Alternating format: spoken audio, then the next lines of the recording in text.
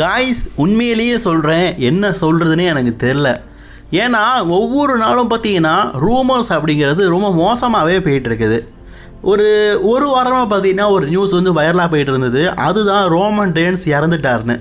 எங்கே பார்த்தாலும் Roman Reigns டெத்துன்னு சொல்லிட்டு நியூஸாக இருந்தது. அதை பற்றி நம்ம ஆல்ரெடி சொல்லியிருந்தோம். இதுக்கும் மேலே யாரோ ஒருத்தர் இறந்ததெல்லாம் ரோமன் ரெயின்ஸ் செத்துட்டாரு அப்படிங்கிற மாதிரி போட்டுட்டு இருந்தாங்க. எதுக்காக தெரியுமா? வியூவர்ஷிப்புக்காக.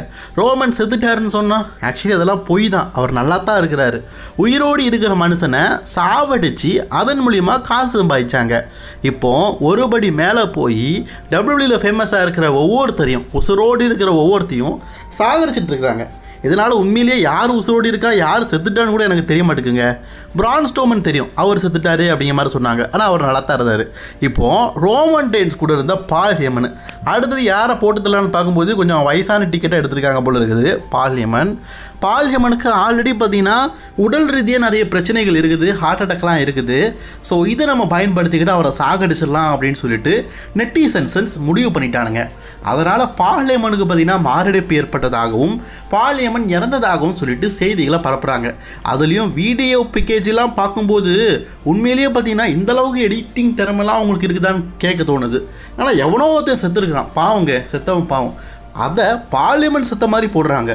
உண்மையிலேயே காசு எப்படிலாம் சம்பாதிக்காக எப்படிலாம் போடுறாங்க. இனி வரும் காலங்களில் நிஜத்தை கூட நம்ப முடியாது காய்ஸ்.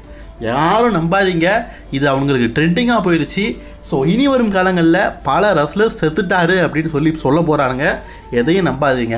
அண்ட் கைஸ், அதே மாதிரி நாளைக்கு சாட்டர்டே நைட் மெயின் ஈவெண்ட் பார்த்தீங்கன்னா சோனி ஸ்போர்ட்ஸ் நெட்வொர்க்கில் டெலிகாஸ்ட் பண்ணுறாங்க. நிறைய பேர் ரிப்பீட்டட் டைம் கேட்டிருந்தீங்க.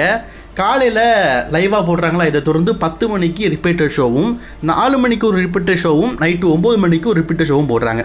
சரிங்களா? நாளைக்கு சாட்டர்டே நைட் மெயின் ஈவெண்ட் அதோடைய ரிவ்யூவில் நான் உங்களை சந்திக்கிறேன். மோர் வீடியோஸ் பார்க்க சேனலை சப்ஸ்கிரைப் பண்ணிக்கோங்க.